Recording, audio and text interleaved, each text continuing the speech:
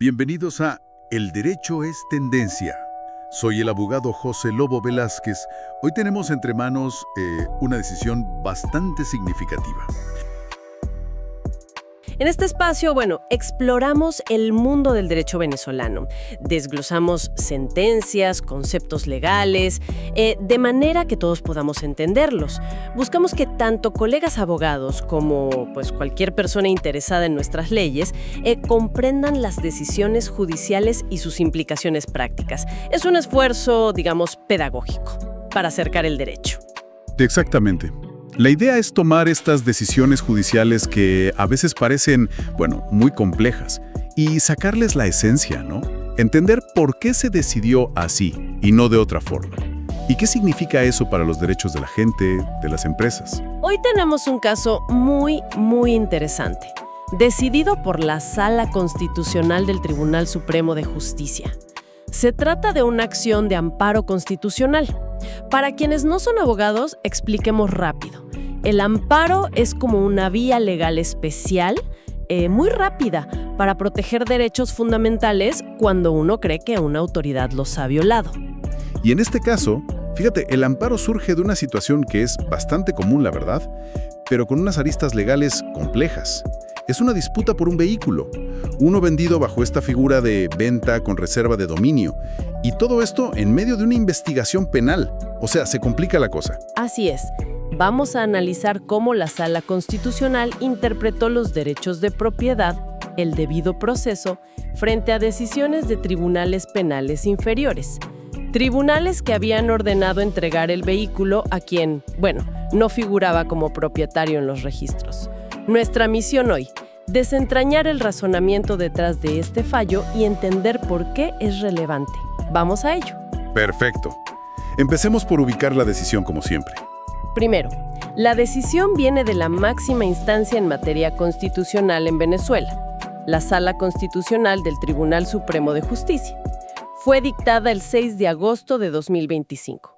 La ponencia es de la magistrada Lourdes Benicia Suárez Anderson. Y el número de expediente, para quien quiera buscarlo, es el 23-1122. Es importante eso que mencionas, que sea la Sala Constitucional la que decide. Esto ya nos dice algo, ¿no? Nos indica que el meollo del asunto no es simplemente quién se queda con el camión, sino si en el proceso para decidir eso, se violaron derechos fundamentales, derechos que están en la Constitución. Correcto. ¿Y cuál es la historia detrás de este amparo? A ver, tenemos a una empresa, vamos a llamarla la empresa vendedora, que interpuso un amparo. Lo hizo contra una decisión de una corte de apelaciones penal. Y esta corte, a su vez, había confirmado un fallo anterior de un tribunal de control. O sea, ya venía de abajo. ¿Y qué decían esos fallos de los tribunales penales? ¿Qué era lo que molestaba a la empresa vendedora? Pues le negaban a la empresa vendedora la entrega de un camión que era de su propiedad. Este camión se lo había vendido a otra empresa, la empresa compradora. ¿Cómo? Bajo la figura de venta con reserva de dominio. Y aquí viene lo llamativo. A pesar de esa reserva de dominio clara, los tribunales penales ordenaron entregarle el camión al representante de la empresa compradora. Ahí está el punto clave. Entremos entonces en esa figura, la venta con reserva de dominio. ¿Podrías explicar brevemente qué significa eso para nuestra audiencia? ¿Para que todos estemos en la misma página? Claro, es un tipo de contrato súper común, ¿verdad? Especialmente en la venta de vehículos, maquinaria, cosas que se venden a crédito. Básicamente, el vendedor entrega la posesión del bien al comprador. Sí, pero se reserva legalmente la propiedad, el dominio. ¿Hasta cuándo? Hasta que el comprador pague todito el precio. Mientras no se pague todo, el vendedor sigue siendo el dueño legal, aunque el comprador lo esté usando. Claro. Y eso, me imagino, estaba bien clarito en el contrato. Exactamente. La empresa vendedora explicó que había dos contratos relacionados, uno de distribución y el otro, el de venta con reserva de dominio del camión, firmado en agosto de 2022. Y aquí está el punto crucial, la cláusula sexta de ese contrato. Decía textualmente, según la sentencia que estamos analizando, el vendedor se reserva el dominio y propiedad del vehículo hasta que el comprador haya pagado la totalidad de la venta. Esto es, digamos, el corazón de la reserva de dominio. Así lo regula la ley especial sobre la materia. Entonces, el argumento de la empresa vendedora es simple. Como no me terminaron de pagar, yo sigo siendo la dueña legal del camión. Lógico. Así es, argumentaron incumplimiento por parte de la empresa compradora. Decían falta de pago de cuotas y además usaron el camión para fines distintos a los pactados en el contrato. Cuando intentaron, rescindir los contratos y pidieron la devolución del vehículo, la empresa compradora se negó. Y esto llevó a la vendedora a poner una denuncia penal. ¿Por qué delito? Por presunta apropiación indebida calificada. Ah, y es en el marco de esa investigación penal entonces que el camión termina siendo incautado por las autoridades. Ahí se conecta todo. Correcto. Una vez incautado, pues, ambas empresas solicitaron al fiscal del Ministerio Público que se les entregara el camión. Cada una lo quería para sí. El fiscal, ante la disputa obvia, no se lo entregó a ninguna. Dijo, esto que lo decida un juez, y remitió el asunto al Tribunal Penal de Control. Contrato con la reserva de dominio bien clara. Y lo sorprendente es que ordenó entregar el camión a la empresa compradora. ¿Pero con qué argumento? Porque parece ir en contra de toda la lógica de la reserva de dominio, ¿no? Bueno, el argumento principal, que después ratificó la Corte de Apelaciones Penal, fue que la empresa compradora era un comprador de buena fe, que tenía la posesión material del bien, y que la disputa de fondo, o sea, si se había pagado o no, si se había incumplido el contrato, eso era un asunto de naturaleza contractual, civil, no penal. Entonces consideraron que el camión debía quedar en manos de quien lo tenía físicamente cuando lo incautaron. Entiendo el razonamiento, sí, pero parece pasar por alto un detalle que es fundamental. La titularidad registral y la reserva de dominio explícita en el contrato. La posesión material no siempre equivale a propiedad, y menos en este tipo de contratos. Precisamente esa fue la queja. La queja central de la empresa vendedora al irse en amparo ante la Sala Constitucional. Denunciaron la violación de varios derechos constitucionales. Tutela judicial efectiva, o sea, acceso a la justicia y a una decisión fundada. Debido proceso, derecho a la defensa y, claro, el derecho de propiedad. Mencionaron específicamente los artículos 21, 26, 27, 49, numerales 1 y 8 y el 115 de la Constitución. Bastantes. ¿Y cuál fue el argumento central del amparo? ¿En qué basaron esa denuncia de violación de derechos? Alegaron que los tribunales penales inferiores, el de control y la Corte de Apelaciones, simplemente ignoraron pruebas clave, pruebas que eran determinantes. Mencionaron específicamente 3. El certificado de registro de vehículo a nombre de la vendedora, una experticia técnica que confirmaba los seriales del camión, o sea, que era ese y no otro, y el propio contrato, con su cláusula sexta de reserva de dominio. Eso que mencionas, ignorar pruebas sin justificación, bueno, en derecho procesal eso tiene un nombre, se llama silencio de pruebas. Y es una forma de inmotivación, porque el juez no explica por qué desestima o por qué no valora una prueba que es relevante y que fue presentada. Es una violación directa al debido proceso. Exacto. Además, la empresa vendedora invocó jurisprudencia anterior, de la propia Sala Constitucional. Mencionaron las sentencias número 1544 de 2001 y número 2862 de 2005. Estas sentencias, según ellos, establecían un criterio que aplicaba perfecto aquí, que la entrega de vehículos incautados en procesos penales debe hacerse a quien demuestre la propiedad prima facie, es decir, a primera vista, sin que haya dudas razonables y con documentos idóneos, claro. Bien, con todos estos elementos sobre la mesa, ¿cómo abordó la Sala Constitucional el análisis de este amparo? ¿Qué camino tomó? Bueno, primero, la Sala, como es el procedimiento estándar, se declaró competente. Dijo, sí, yo puedo decidir esto. Luego, admitió el amparo, consideró que cumplía los requisitos legales. Y aquí hay un punto procesal interesante. Declaró que el asunto era de mero derecho.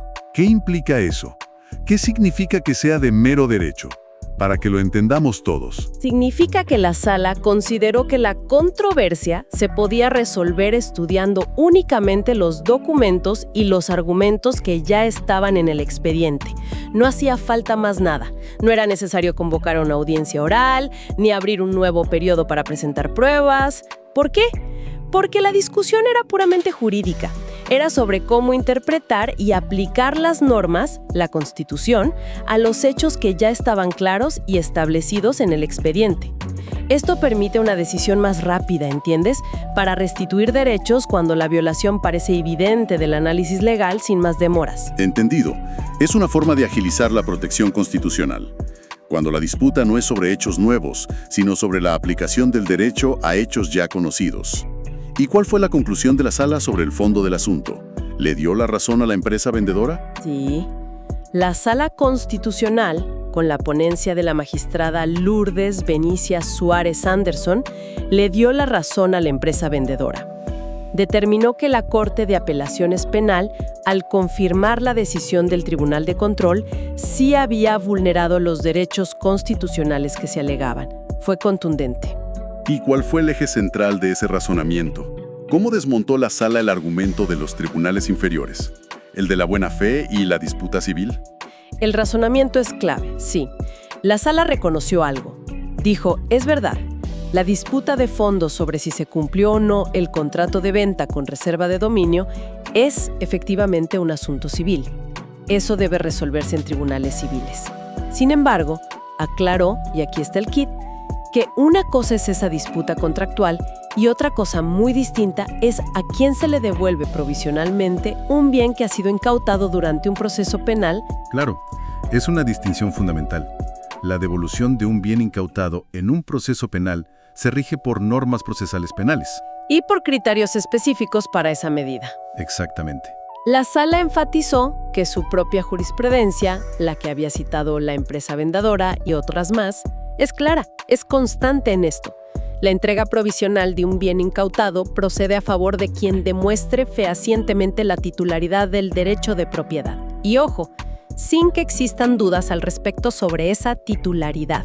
Y en este caso, la prueba de propiedad parecía bastante sólida, ¿no? A favor de la empresa vendedora. Vio contrato con la cláusula sexta de reserva de dominio. Ambos documentos apuntaban a una sola cosa. La propiedad legal no se había transferido todavía a la compradora. Entonces, la sala critica directamente la actuación de la Corte de Apelaciones. No se anda con rodeos. Sí, y de forma bastante directa, la verdad. La sala señaló lo que consideró una contradicción evidente en el fallo de la Corte de Apelaciones. Dijo, por un lado, la Corte reconocía que no era un hecho controvertido, o sea, nadie discutía que el certificado de registro estaba a nombre de la empresa vendedora, eso estaba claro. Pero por otro lado, a pesar de reconocer eso, decidía entregarle el camión a la empresa compradora. Es decir, la Corte reconoció la prueba de propiedad formal, el documento oficial, pero la ignoró al tomar su decisión final sobre la entrega del bien incautado. Una contradicción, ciertamente. Correcto. La sala consideró esto un desconocimiento de las pruebas y también de la jurisprudencia constitucional que era aplicable al caso. Argumentó que el hecho de que la empresa compradora tuviera la posesión material del camión cuando lo incautaron, una posesión que además derivaba precisamente del contrato que le impedía ser dueña todavía, no podía anular ni mucho menos prevalecer sobre el derecho de propiedad. Un derecho que la vendedora se había reservado legalmente y que estaba acreditado en el registro público. Esta distinción que hace la sala es muy pedagógica y crucial. Una cosa es la pelea de fondo en un tribunal civil para ver quién tiene derecho a quedarse definitivamente con el bien o si el contrato se resuelve, etc. Otra cosa muy distinta es a quién se le devuelve provisionalmente un bien incautado en un proceso penal. Para esto último, lo que manda es la prueba clara de titularidad. No hay vuelta de hoja. Exactamente. Y para reforzar este punto, la sala incluso citó una sentencia suya bastante reciente en ese momento. Mencionó la NO 611 del 30 de abril de 2025. Ahí reafirmaba que la naturaleza misma de la venta con reserva de dominio implica eso, que no hay transferencia de propiedad hasta que se pague la totalidad del precio. Punto. Bueno, con todo este análisis tan detallado, la decisión final de la sala parece bastante previsible, ¿no? Sí. Con base en todo este razonamiento, la Sala Constitucional declaró procedente in limine litis la acción de amparo. Como explicamos antes, in limine litis significa que se concedió el amparo de plano, sin más trámites, por considerar que la violación constitucional era evidente, manifiesta. ¿Y cuáles fueron las consecuencias prácticas? ¿Qué pasó después de que declararon procedente el amparo? Las consecuencias fueron dos, principalmente. Primero, anuló la sentencia que había dictado la Corte de Apelaciones Penal el 3 de agosto de 2023. Esa decisión quedó sin efecto. Al anularse, pues queda sin efecto la orden de entregar el camión a la empresa compradora y también la negativa de entregárselo a la vendedora. Se borró esa decisión. Segundo, ordenó la reposición de la causa. ¿Qué significa reposición de la causa en este contexto? ¿Que todo vuelve a empezar? Significa que el asunto de la apelación original, o sea, la decisión del Tribunal de Control sobre a quién entregar el camión, debe ser decidido nuevamente. ¿Por quién? Por la Corte de Apelaciones Penal. Pero, y esto es importante, la Sala Constitucional ordenó que fuera conocido por una sala accidental distinta de la Corte de Apelaciones. Es decir, con jueces diferentes a los que dictaron la sentencia que ahora está anulada. Para garantizar imparcialidad, supongo. Y esta nueva sala de la Corte de Apelaciones tiene ahora una línea muy clara marcada por la Sala Constitucional. Ya no pueden decidir igual. Correcto.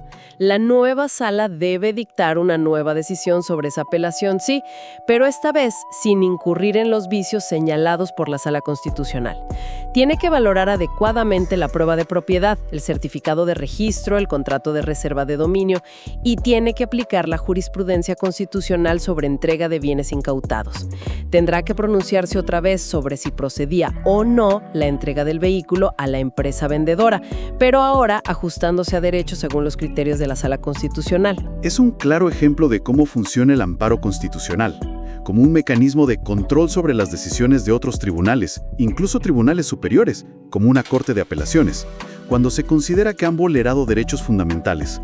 Pone orden, digamos. Llegamos así al final de nuestro análisis de hoy. Hemos visto un caso que, la verdad, muestra la compleja interacción entre distintas áreas del derecho.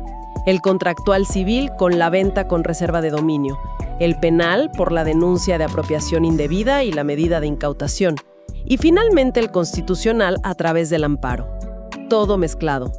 Y los puntos clave a resaltar son, primero, la importancia de la prueba documental, la prueba fehaciente de propiedad, certificado de registro, un contrato claro. Esto es fundamental al decidir sobre la devolución provisional de bienes incautados en procesos penales. Segundo, esa necesaria distinción entre la decisión sobre esta medida cautelar penal y la resolución de la disputa contractual de fondo, que le corresponde a la jurisdicción civil. Son dos cosas distintas. Tercero, que incorporar esas pruebas de titularidad y la jurisprudencia aplicable, constituye una violación de derechos fundamentales. Tutela judicial efectiva, debido proceso, derecho a la propiedad. Y esa violación puede ser corregida vía amparo constitucional. Los tribunales penales, al decidir sobre la devolución de bienes, deben aplicar los criterios propios de esa medida procesal, sin invadir competencias civiles y sin desconocer la titularidad que está acreditada. Queda muy claro entonces que la posición material, por sí sola, no define la propiedad en estos escenarios, especialmente cuando existe una reserva de dominio válida y registrada además. Exactamente. Y para cerrar, como siempre, dejamos una reflexión para quienes nos escuchan. A ver qué piensan. En estas situaciones, donde un mismo bien es objeto de una disputa contractual civil y a la vez de una medida dentro de una investigación penal, ¿cuáles creen que son los mayores desafíos para los tribunales? ¿Cómo pueden aplicar criterios de distintas jurisdicciones, civil y penal, sobre el mismo objeto sin vulnerar derechos y sin que una decisión provisional, como esta de la entrega del bien, termine influyendo o prejuzgando indebidamente sobre la decisión final en la otra jurisdicción? Es complicado, ¿no? Sin duda. Es un equilibrio delicado que exige un profundo conocimiento de ambas áreas y una aplicación muy rigurosa de los principios procesales y, por supuesto, constitucionales. Abogados Velázquez y Asociados. Les invitamos a seguirnos en nuestras redes sociales y, muy importante, de verdad, a dejarnos sus comentarios. Su interacción, sus opiniones nos ayudan muchísimo a mejorar y a llegar a más personas interesadas en comprender el derecho venezolano. No duden en comentar para que podamos seguir creciendo juntos en este espacio. Pronto estaremos de vuelta con otro análisis relevante aquí en El Derecho es Tendencia. Hasta la próxima. Si te gustó nuestro contenido y deseas ver más, déjanos un comentario positivo, haz clic en me gusta, compártelo y suscríbete a todas nuestras redes. Si deseas una asesoría personal más completa, no dudes y escríbenos ahora al privado.